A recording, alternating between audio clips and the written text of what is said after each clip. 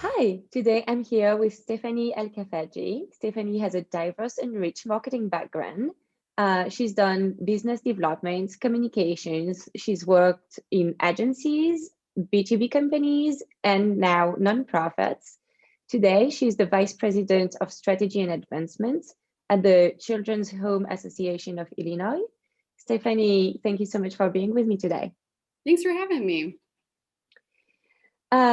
So I'm quite excited. This is the first time we have someone who works for a nonprofit on this show. And nonprofits have been quite vital for a lot of people in the past year, but also a really challenging year for nonprofits. So my question for you today is, in a world without events, in-person events, how can nonprofits keep engaging their donors? And also, how do you think this past year is going to impact the future of fundraising as hopefully very soon in-person events are coming back? Yeah, well, it's no doubt that the hit that special events took because of COVID-19 was a pretty big blow, I think, to all of nonprofits, because we rely on those types of events so heavily to not only raise money, but to educate donors, to reach out to new audiences. So I do think that that was a significant challenge, but I think it's really important for folks in the nonprofit industry to remember that special events really are just one tactic in the toolbox that is donor engagement. There are several ways you can and should be engaging your donors, and special events is just one. So one of the things I think is most important for nonprofit leaders to do right now is to really sort of peel back kind of what motivates their donors in the first place. And this gets into, marketing audience segmentation 101, but it is just as applicable in private sector as it is in nonprofit. So if we can look at our donor base and try to segment it based on what their motivations are.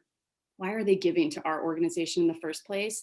I think that will shed some light on new ways that we can engage with them moving forward that are independent from special events. For some donors, that looks like giving to an organization that is financially stable and fiscally responsible.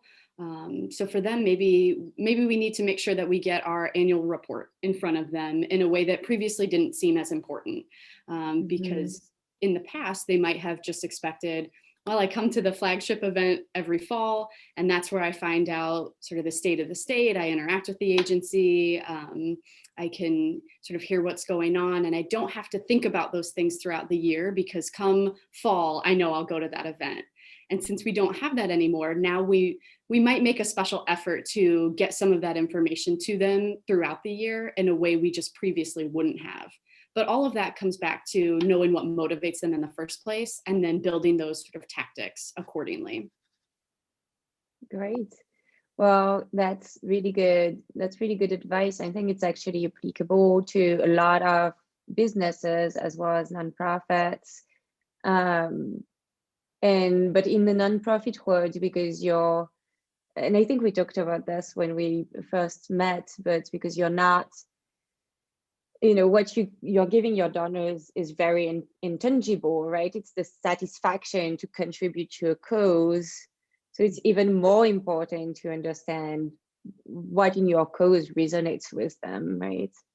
Yeah, absolutely. And I think, thinking through, for example, if a donor is very motivated by mission, as many donors are, even parsing through, one level deeper to determine, have they been impacted by our organization, or does someone they know, or does a family member, were they impacted by the organization, in which case maybe that's what tugs at their heartstrings? Is it that this is just a social cause that they feel very strongly about, in terms of giving back to their community? All of those things are just little sort of nuggets of information that give us clues for how to interact with our donors. Whatever their motivations are will tell us, really the way that they want us to communicate with them, the types of information they want to be communicated to. So all of those things, it's really important to take inventory of. And I think COVID-19, gave us an opportunity to do that in a way that was probably not so subtle, but I still think it is an opportunity to take an inventory of what those motivations are and then kind of align our strategy accordingly. Right.